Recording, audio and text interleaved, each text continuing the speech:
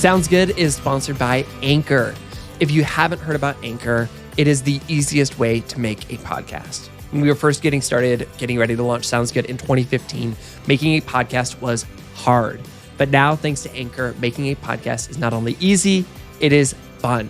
Anchor's creation tools allow you to record and edit your podcast right from your phone or your computer. Anchor will distribute your podcast for you so it can be heard on Spotify, Apple Podcasts, and basically everywhere else. And you can make money from your podcast with no minimum listenership. Plus, now you can add any song from Spotify directly to your episodes. Even if you're an OG podcast like ours, you can record and produce your show like you always have, but use Anchor as your host. You'll save money, have a superior hosting experience, and get advanced analytics. Anchor has everything you need to make a podcast all in one place. Download the free Anchor app or go to anchor.fm to get started. Human trafficking exists in every major city of the world. According to the United Nations and the International Labor Organization, more than 40 million people are currently being trafficked, and 1 in 4 of those victims are children. Trafficking can include sexual exploitation, which occurs in nearly 80% of trafficking cases, or forced labor, which happens in about 18% of cases. Victims can be any age and any gender, although it disproportionately affects women.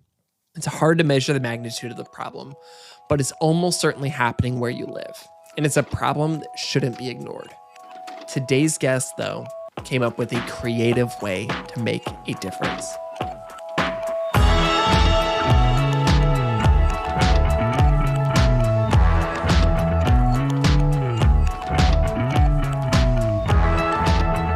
This is Sounds Good. I'm Brandon Harpy. Today's guest is Blythe Hill, the founder and CEO of Dressember, a nonprofit that raises funds to fight human trafficking. In 2009, she started a fun style challenge.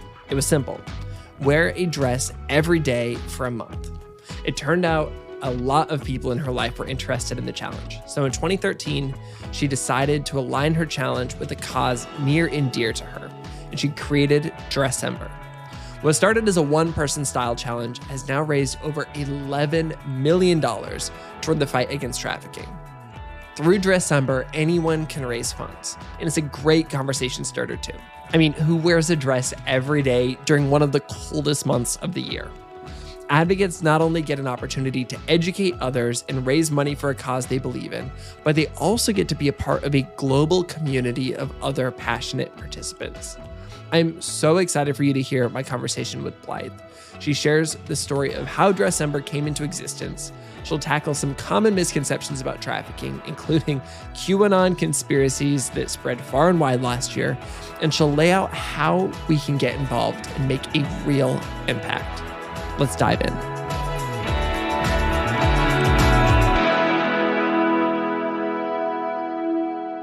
Blythe, I am a longtime fan of yours, as you know, and I'm so excited to get to talk with you today.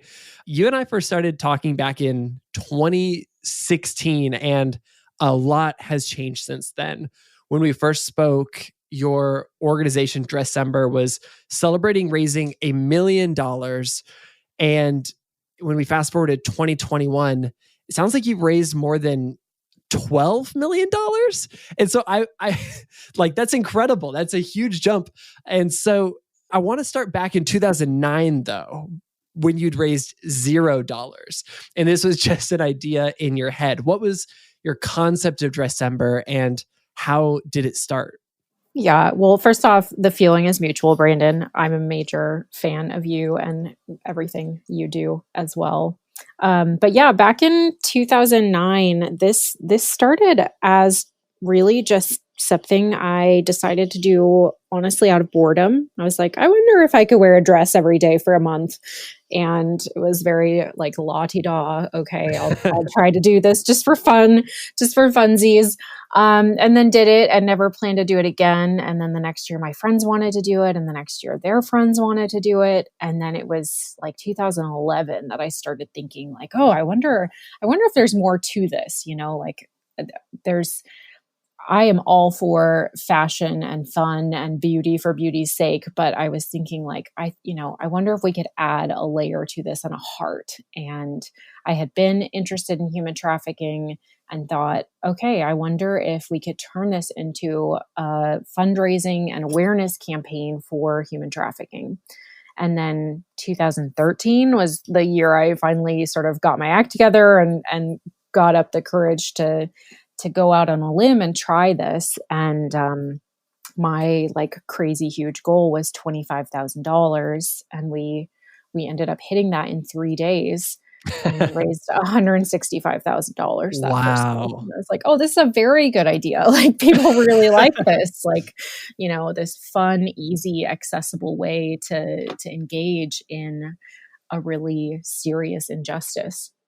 So then I filed as a 501c3, and like you said, it's been amazing since then, this journey of growing our community and growing our impact. And yeah, since 2013, we have cumulatively raised close to $13 million now for anti-trafficking programs across the US and across the world.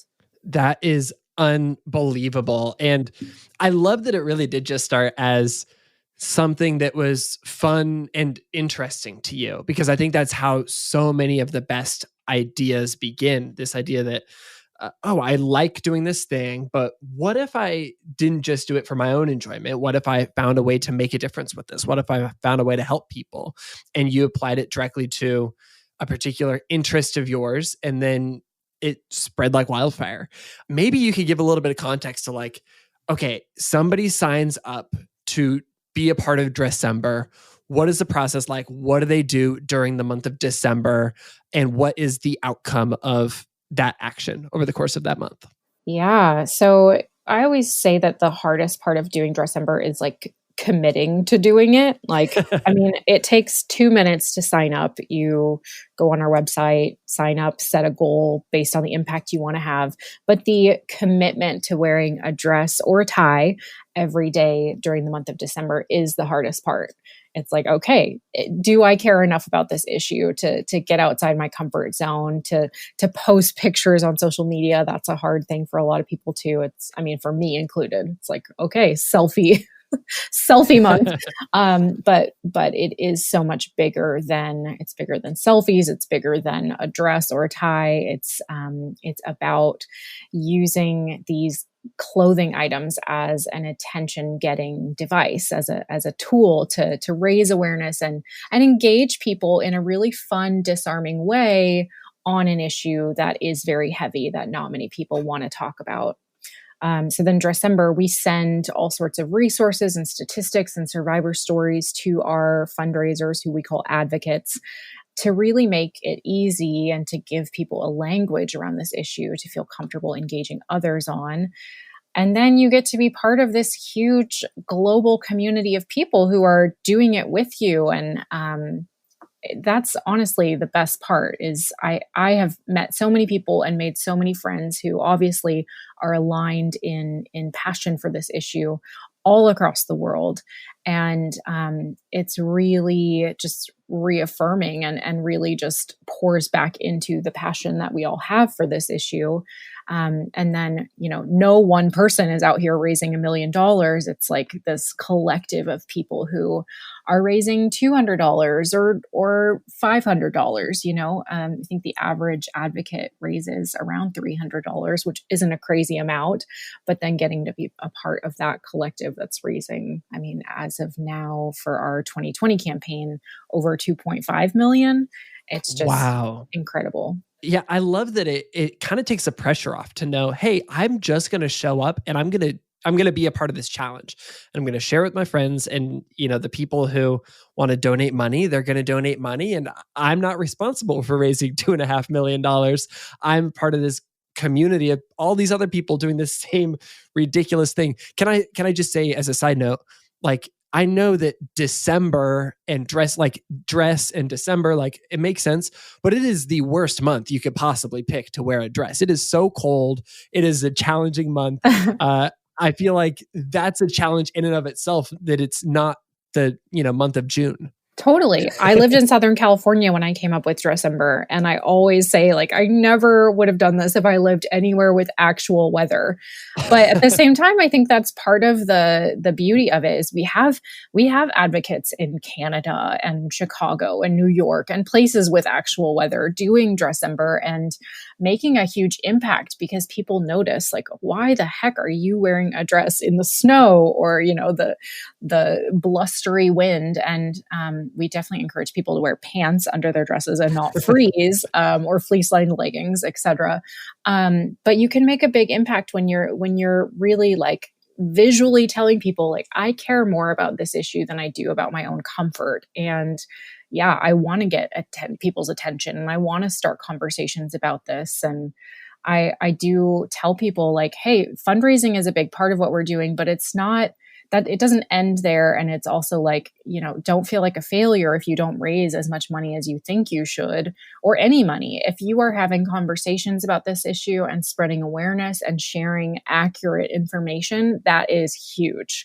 That is making a huge impact. And you never know how that's going to ripple outward. That's such a good reminder, because it is, human trafficking is not a thing that most people seek out a conversation about.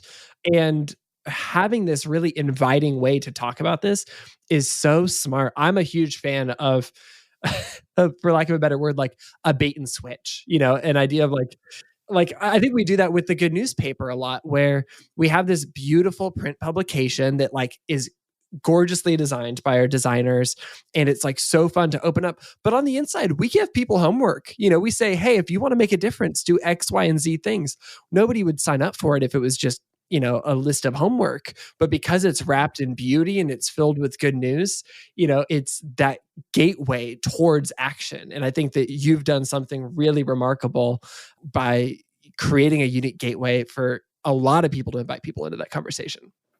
Thank you. And yeah, I do see how Good and Dressember have that in common, is like, you have to lead with hope. You have to lead with the good things that are happening and the things that are possible in order to draw people in. And so much of what Dressember is about is this idea of like, well, to be sustainable, to make a sustainable impact, it has to be fun and it has to be inspiring and hopeful. So I definitely agree and see that.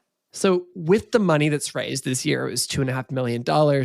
Where does this money go, and how does it make a difference against this issue of trafficking? In fact, maybe we should start with, what is the problem of human trafficking around the world and in the United States? Yeah, the problem of trafficking is ginormous. And it is this, unfortunately, it's so widespread and it's so amorphous around the globe that it is really tricky to track from a global level. So you hear statistics like 45 million people globally are in some form of human trafficking. And that number keeps going up because we rely on national data, and countries are not always great at reporting, or there's a lot of underreporting in countries where it's actually a huge issue.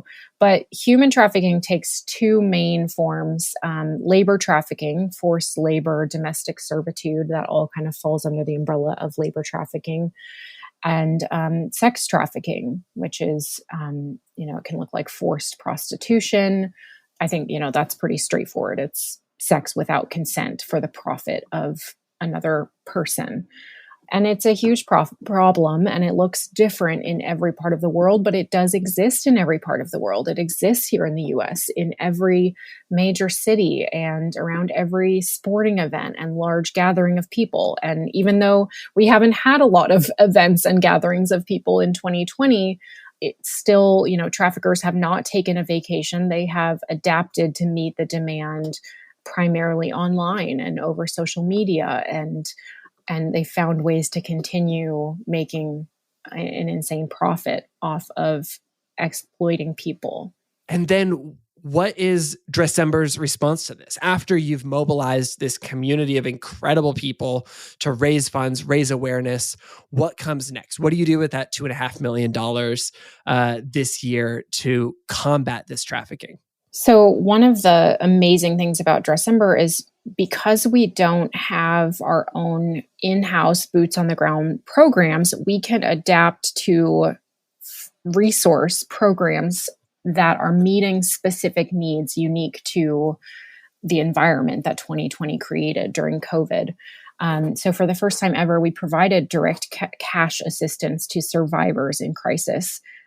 They were immediately impacted by shelter-in-place orders back in March 2020.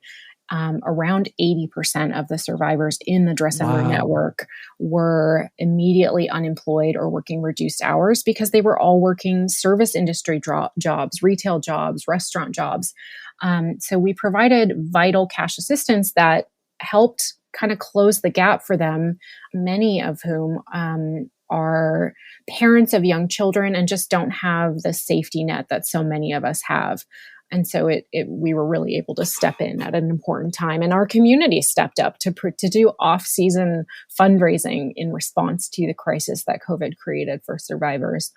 And then additionally, so our network, we resource programs across the US and across the world, like I said, and we focus on a really holistic way of dismantling this issue from every angle. So I'm increasingly interested in prevention work because that is ultimately, that's repairing the proverbial bridge where people continue to fall into the river that is trafficking.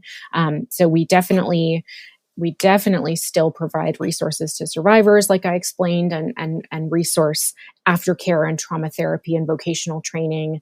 And we definitely also partner in intervention work and speeding up intervention time through training frontline workers like hospitality industry employees or truck drivers, bus drivers, Lyft drivers, people who come in contact with trafficking victims more often than they realize. And when they're equipped with the knowledge, the insight to identify these victims, they can safely partner with law enforcement for an intervention and speed up that intervention time and shorten the cycle of trafficking for those individuals. And then back to prevention, like I said, we're increasingly interested in prevention work, and a lot of it in the US has to do with the overlap between foster care and trafficking. And so we pour resourcing into foster care advocacy, youth empowerment. We also focus on at-risk youth populations like homeless youth, LGBTQ youth, runaways, these kids who are unfortunately considered throwaways. I hope we'll get to this, but one of the huge misconceptions about trafficking is this idea that like a kid with a great family is in the wrong place, wrong time, and is kidnapped and never seen again and trafficked. And that does happen, but the majority of children trafficked in the US are in the foster system or runaways or homeless or LGBTQ youth, also homeless. And they don't have anyone looking for them. And they are trafficked by someone they have grown to know and trust and rely on in some sense for emotional or physical needs. There can be this sort of basic need trade for sex or for labor. And so the picture that we've created of trafficking as this white van pulling up and snatching a child just isn't accurate for the way trafficking really looks in the US. That's so fascinating. And I do love how nimble Dressember is. The fact that you can say, hey, this year we see this huge need. We're going to really focus on this. And we're going to partner with organizations and partners who are really specialized in this area. And we're going to provide support to them here right now. And next year, who knows what 2021 will look like. And I love that you have the ability to adapt. And this year, I know that you've adapted in a lot of ways. You've had to pivot and shift a lot of the ways that you traditionally do things. Before we go to break, I want to ask you, how has your community met the moment in a way that's unique to 2020? And also, like, what is most inspiring to you about Dressember right now and all of these amazing advocates in your community? I'm so glad you asked this question, Brandon, because I I didn't realize what a weight I had been carrying for months, but for months I have just been anxiously wondering about this campaign season. Will people show up? Will people show up at a time when there's so much going on in an election year, in a pandemic? Take your pick. There's so many things happening right now. And I just wondered, do people still care about this issue? Even our core people who show up year after year. I don't know. Are they going to show up? And, then seeing everyone in action this past month in December and into January, National Human Trafficking Awareness Month, the answer was this resounding yes, that our community shows up at the critical moment when, like I said, traffickers have not sheltered in place. They are not taking a hiatus from exploitation. And the need is more urgent than ever. And our community responded in a big way. And I am so grateful to each and every one of them, and also just to the collective community that, okay, we're in this together. We continue to care about this issue. And when things are hard, when things are crazy, that is not the time to sit out. That is the time you show up. And that's the reason we've exceeded our pretty modest goals, honestly, for this season, but still just, I'm blown away to see the numbers just continue to climb. And because I know that our impact is expanding, is going to expand because of that. And there's still time for listeners to donate to people's Dressember campaigns. I just made a donation today because I saw a really inspiring story of a Dressember advocate pop up in my feed. And so just because December is over doesn't mean that the impact stops. And it's just exciting to think about the ways that y'all will continue to be able to grow and show up and make a difference even after the pandemic ends and we start to see a return to some degree of normalcy. Absolutely. Yeah. The campaign officially stays open through January 31st for National Human Trafficking Awareness Month. So this is a fantastic time to make an impact and support the campaign and start 2021 on a really good note, that, okay, this is going to be a good year. We're going to be part of a good impact here. When we get back, Blythe will address the trafficking conspiracy theories that you may remember spread like wildfire last year. She'll share the dangers of misinformation and QAnon, and then how we can fight misinformation and make a positive impact in the realm of human trafficking. We'll be right back.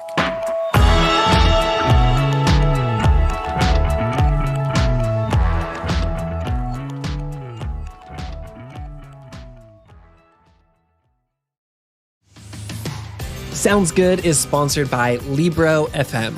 Libro FM is the company that lets you support local bookstores every time you download an audiobook. Instead of getting audiobooks from the giant company that advertises on other podcasts, you can pay the same price, get access to more than 150,000 audiobooks, and support a local bookstore with every download. I've been a Libro FM subscriber for a long time now, and I absolutely love it. They have all my favorite audiobooks. Their app is fantastic and easy to use, and I love being able to choose which bookstore I want to support. As a special offer for Sounds Good listeners, Libro FM is offering 2 audiobooks for the price of 1 with your first month of membership with the code GOOD. There is no reason not to try it and get started listening to 2 incredible audiobooks you've been meaning to read. All you have to do is visit the website libro.fm, that's libro.fm, and use the promo code GOOD to get started with 2 audiobooks and to help support the show. Sounds Good is sponsored by BetterHelp. Whether you feel overwhelmed by the news, you're working through interpersonal relationships, unpacking trauma, or just need someone to talk to, BetterHelp is a fantastic solution for you. I can say that because it's been a fantastic solution for me. BetterHelp makes it so easy to get matched with your own licensed professional therapist Plus, it's affordable and financial aid is available. All you have to do is answer a few questions and they'll get you matched with your perfect BetterHelp counselor and ready to start in under 48 hours. BetterHelp is offering a special offer for Sounds Good listeners. You can get 10% off your first month when you take your quiz to get started at betterhelp.com/good. That's betterhelp.com/good. One more time, that's betterhelp.com/good.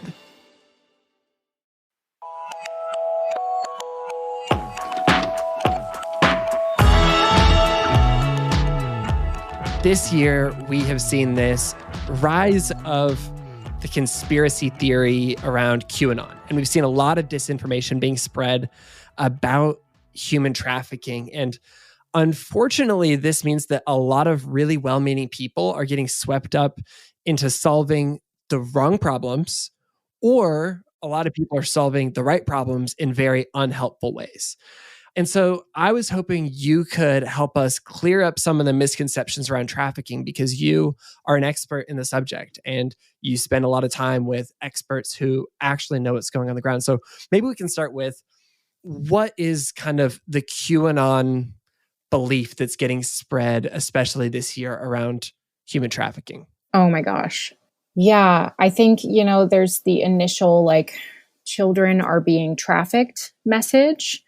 I think as you dig deeper, you discover there's a lot tied to theories of Hollywood pedophiles, politicians, the deep state cabal, then theories of murdering children and drinking their blood. It gets very bizarre and very dark. And that's a very brief description of the mentality and the theories being put out there. And initially, when all this kind of became a little more mainstream back in end of July, I was excited about it. I thought, oh, this is great. We are making the conversation around human trafficking mainstream. That's awesome. Let's get more people interested. And then exactly. And a lot of the conversation there really was just surface level of human trafficking is bad. We have to do everything we can to stop it, until you look a little bit below the surface. Is that right? Yes. And no one's going to argue. I mean, I would hope no one's going to say oh, how can you be arguing to save children, Exactly. There's no argument against that. But like you said, if you dig a little deeper to the theories around how it's happening and what it looks like, that's where it gets a little dodgy and creates a lot of misinformation. I saw a lot of wild statistics being thrown out. Like I mentioned, some of the wild theories around what it looks like. And the dangers of that, I mean, from a logistics level, there was just this influx of calls to the National Human Trafficking Hotline around the Wayfair conspiracy and around other similar sort of flashpoint issues. And the danger of that is when you clog a hotline that is under-resourced, honestly, and managed by, there's a small staff, but also a number of volunteers, you disrupt the flow of legitimate calls coming in from people who need help and they need it urgently. And so that's one issue logistically. And then when we're looking largely at from an information level, what sort of information we're putting out into the world and sharing and perpetuating, that's dangerous, because when you look at the fact that still in the US, the majority of victims do not self-identify as trafficking victims. They're much more likely to identify as domestic violence victims, because the majority of victims know their trafficker personally. So that's one myth that kind of continues to get circulated, and QAnon kind of exploded upon, is this idea that traffickers target victims they don't know, and victims are kidnapped and forced into exploitation, when the reality is, the majority, like I said, the majority of victims do know their trafficker. They have some sort of relationship with them. It might be romantic. They might have a child with their trafficker. and they weren't kidnapped. They were coerced or manipulated in some other way. Maybe they were romanced, given gifts, given support until this sort of switch was flipped. And so when we perpetuate a certain image of trafficking, victims live in the same society that we do. And so they kind of buy into that same perspective of like, oh, I'm not a trafficking victim. I wasn't kidnapped by a stranger and then immediately put on the internet and locked in a basement. A lot of victims are actually physically free to come and go, which I think still blows a lot of people's minds that like, well, if they're free to come and go, why don't they just leave? And even that question, why didn't you just leave, is incredibly shaming and triggering for a victim that like, oh, well, why didn't I just leave? Or like, if I was really a victim of trafficking, yeah, I should have just left. So when we perpetuate a certain false image of trafficking, that, I want to be clear that situation still does happen. There are people who are kidnapped and locked in basements, but the majority of victims know their trafficker. Their chains are figurative, they're mental, emotional chains.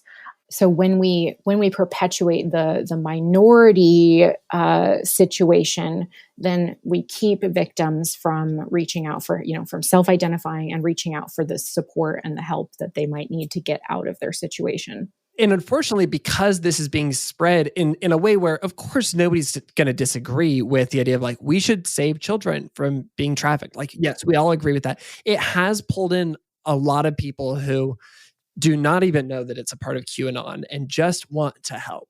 And I guess my question for you is, what are the most helpful things that are being done to end human trafficking? Like what are the things that actually help?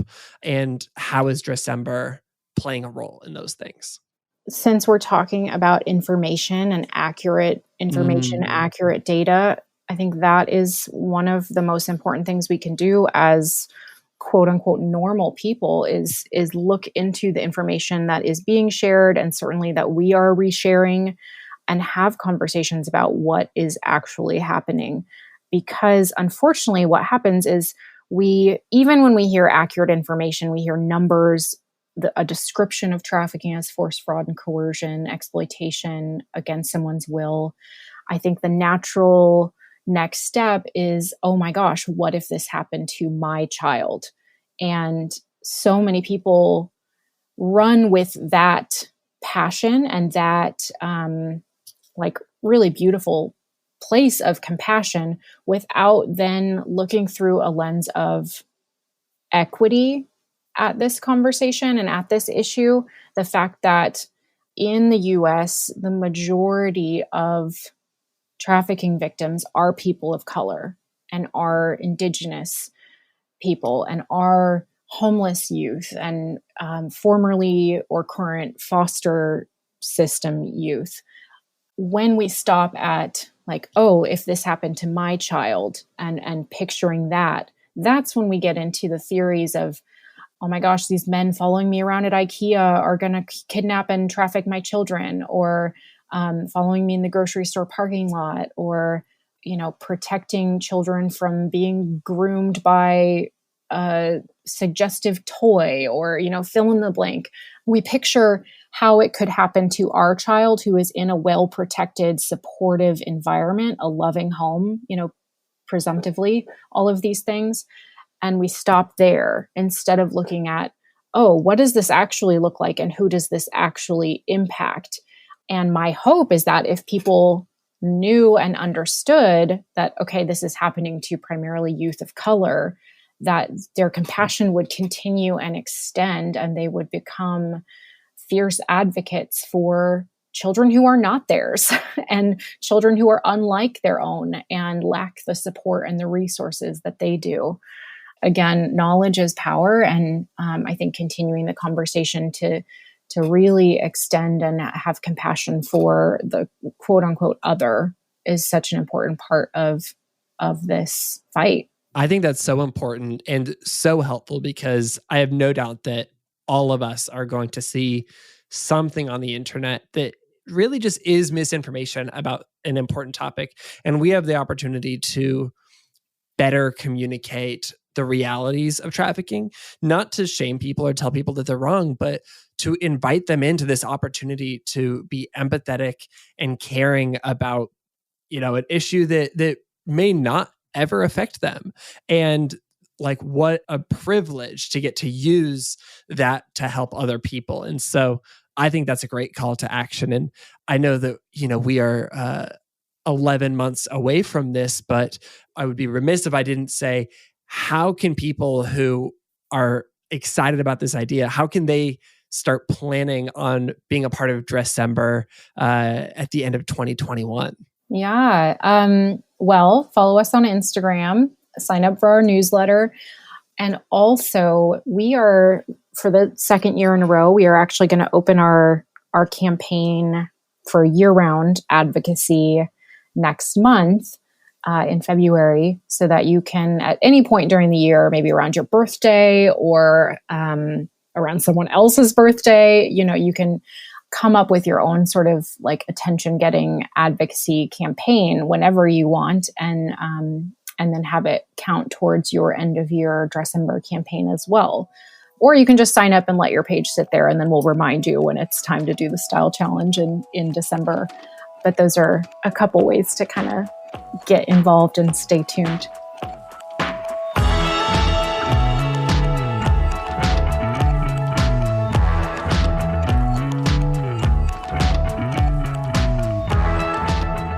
That's Blythe Hill, founder and CEO of Dressember.